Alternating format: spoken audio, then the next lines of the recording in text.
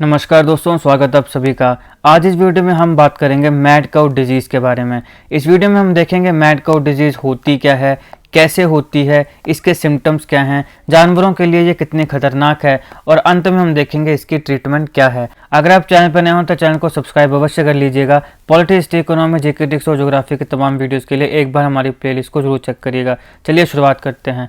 सबसे पहले हम बात करते हैं कि हाल ही में यह खबरों में क्यों है। देखिए दोस्तों, पूरी दुनिया में ब्राज़ील नाम का एक देश है जो कि लार्जेस्ट बीफ एक्सपोर्टर है।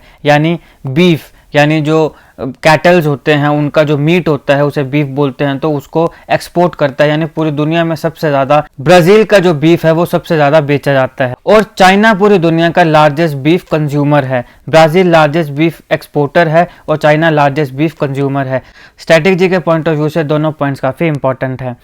अब यहाँ पे क्या हुआ कि ब्राज़ील ने ऑल ऑफ अ सडन अपने बीफ एक्सपोर्ट को सस्पेंड कर दिया, जो वो चाइना को एक्सपोर्ट कर रहा था। इसको सस्पेंड करने का कारण था मैड काउ डिजीज़। इस डिजीज़ को बोवाइन स्पॉन्जिफोरम एन्सेफेलोपैथी भी कहते हैं। बोवाइन स्पॉन्जिफोरम एन्सेफेलोपैथी और आसान भाषा में मैड काउ डिजीज़।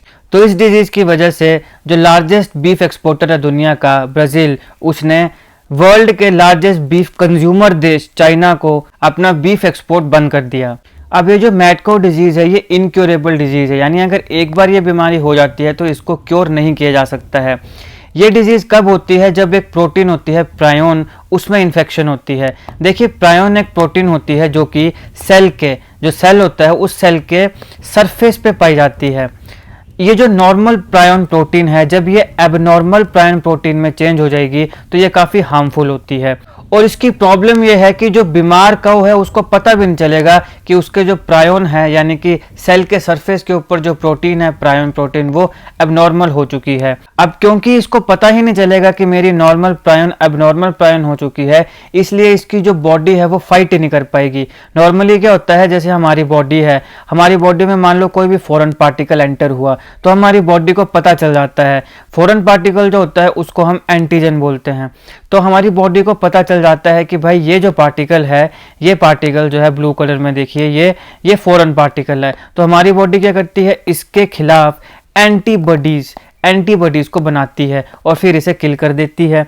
तो ये हमारा नेचुरल जो लाइन ऑफ डिफेंस है ये होता है। हमारी अपनी खुद की बॉडी एंटीबॉडीज बनाती है जब भी कोई भी फॉरेन पार्टिकल जो हमारी बॉडी का नहीं है वो एंटर होता है। लेकिन अब यहाँ पे जो नॉर्मल प्रायोन एबनॉर्मल प्रायोन बन रहा है, इसका काऊ की बॉडी को पता ही नहीं चल रहा। अब क्योंकि पता ही नहीं चल रहा है तो फिर काऊ की जो बॉडी है वो उसको फाइट नहीं कर पाएगी, उसके साथ लड़ नहीं पाएगी। अब सवाल है कि काऊ के अंदर ये मैड काऊ डिजीज़ आई कहाँ से? तो देखिए, जैसे मान लो कोई एक काऊ है, वो बीमार है, उसमें मैड काऊ डिजीज़ है, उसने फीड खाई, यानी जो घास वगैरह उसको दिया गया वो खाया। अब वही जो कंटामिनेटेड फीड थी वो दूसरी गाय ने खा ली। तो इस कंटामिनेटेड फीड, क्योंकि इसमें इस गाय का, मान लो ये गाय है, इसमें मैड काऊ डिजीज़ है, इसने ये घास खाया। अब इस घास में क्या हुआ, इसका सलाइवा चला गया, थूक जो है वो चला गया। अब इसी को इस गाय ने खा लिया। तो इस घास में, जिस घास में बीमार गाय का सलाइवा भी था, इस घास के माध्यम से ये दूसरी जो काऊ है वहां पे चला जाएगा।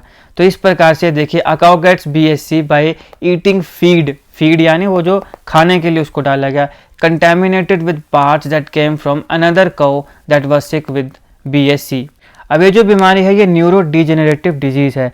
न्यूरो डिजेनरेटिव डिजीज़ कौन सी डिजीज़ होती है? ये वो डिजीज़ होती है जो ब्रेन के सेल्स को अफेक्ट करती है।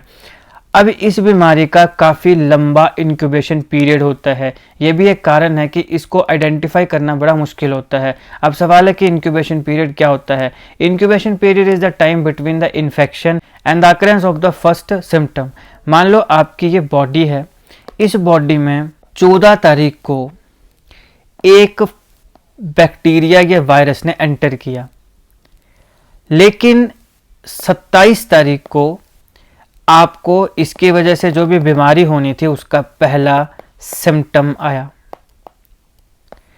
14 तारीख को आपके शरीर में एक बैक्टीरिया ने एंटर कर दिया, लेकिन आपकी बॉडी में सिम्टम कब आया?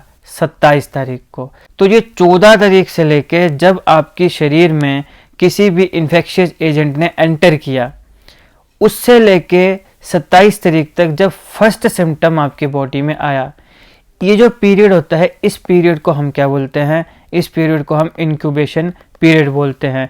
Time between infection and the occurrence of the first symptom. Infection और पहले सिम्टम के बीच में जितना समय लगेगा उसको हम इंक्यूबेशन पीरियड बोलते हैं। इस केस में मैड काउ डिजीज़ के केस में 4 से 6 साल का इंक्यूबेशन पीरियड है। अब देखो इतना बड़ा इंक्यूबेशन पीरियड है, ये भी एक कारण है कि इसको आइडेंटिफाई करना भी बड़ा डिफ़िकल्ट है। 4 से 6 साल लग जाते हैं जैसे ही काउ में ये इन्फेक्शन होगी उसके बाद से पहला सिम्टम आने में। यानी जो नॉर्मल प्रायन प्रोटीन है वो जैसे एबनॉर्मल प्रायन प्रोटीन बनी, तो ये काफ़ी हार्मफुल है। जब ये अपने सिम्टम्स देगी, वो पहला सिम्टम आते आते ही 4 से 6 साल का समय लग जाएगा। अब इस बीमारी की आउटब्रेक काफ़ी देशों में पाई गई है, जैसे कि यूएस, चाइना, इजिप्ट, हांगकांग, चिले और यूएई। अगर हम सिम्टम्स की बात करें तो देखिए जो कॉमन सिम्टम है मैड काउ डिजीज़ का वो है इनकोऑर्डिनेशन। काउ जो है वो कोऑर्डिनेट नहीं कर पाती है। जो भी काउ बीमार हो जाती है उसको ट्रबल होता है वॉकिंग में, यानी चलने में उसको मुश्किल आती है।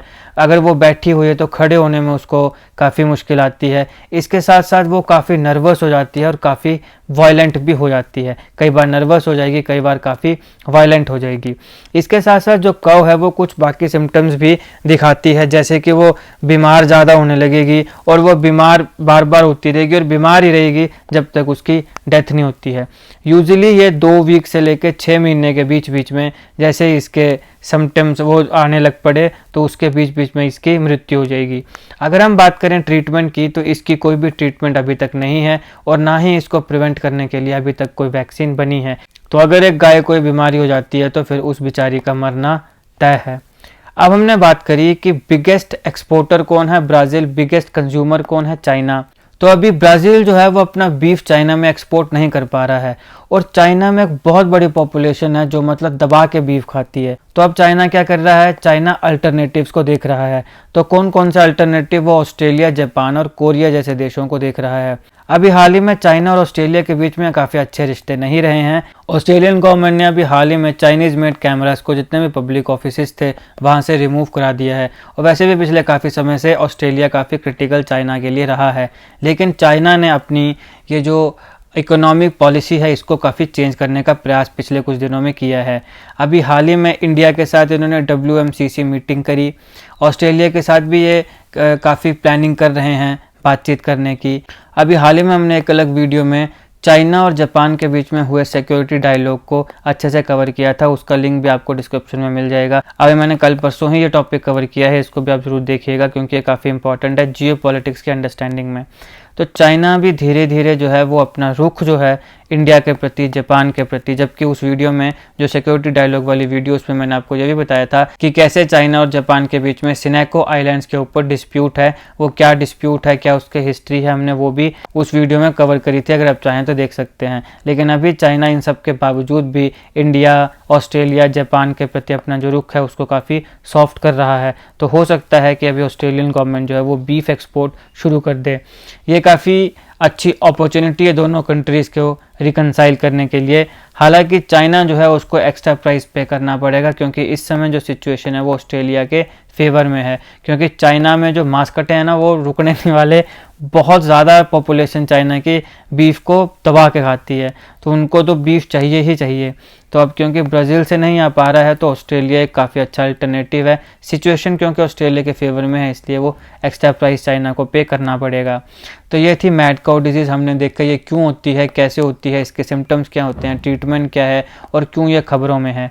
अगर आपको ये वीडियो अच्छी लगी हो तो लाइक करिएगा, शेयर करिएगा। पॉलिटिक्स, इकोनॉमी, जीके, टिक्स और ज्योग्राफी के तमाम वीडियोस के लिए हमारी प्लेलिस्ट को एक बार जरूर चेक करिएगा और जीके करंट अफेयर्स के ऐसे वीडियोस के लिए हमारा चैनल सब्सक्राइब करिएगा। Thank you for watching.